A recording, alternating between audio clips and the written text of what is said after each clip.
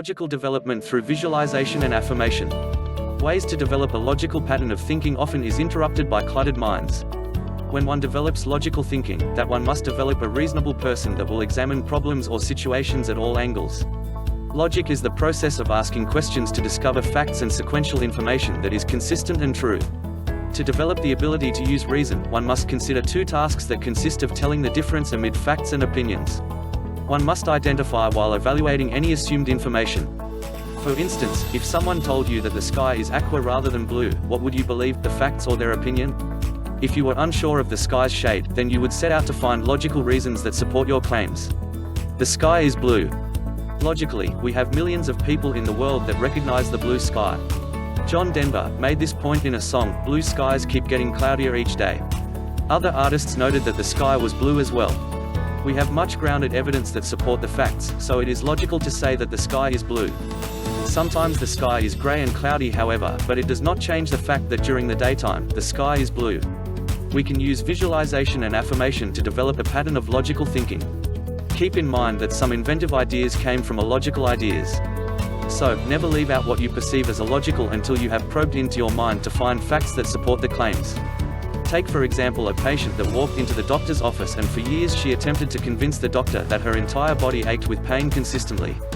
The doctor analyzed the problem and chalked it up for a long time as unreasonable thinking in which her opinion was over-exaggerated from stress build-up. Later that same woman visited the doctor with the same complaints each time, and finally the doctor discovered that she had fibromyalgia. Because this joint degenerative disease is rare, and there are very few tests available to find the problem, many patients' illogical thinking became valid logic. We can never sell short information because we think of it as illogical. We must analyze all bits and pieces of information to find facts that help us to use logical persuasion when assessing issues. We must understand the value of facts, however. If information is given to us based on lies, thus it is illogical and unhealthy for us to use. For instance, think of the many people pulled into persuasive lies that drove them to superstition.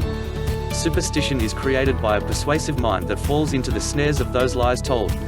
In fact, the mind can become so powerfully persuasive that it can convince a person that walking under a ladder is bad luck. Rather than falling into the snares, we must use visualization and affirmation to discover the facts. Facts are defined in the dictionary as information that presents impartially confirmable and authentic data. Opinions, on the other hand, stem from judgment. Conclusions draw up from data learned and beliefs.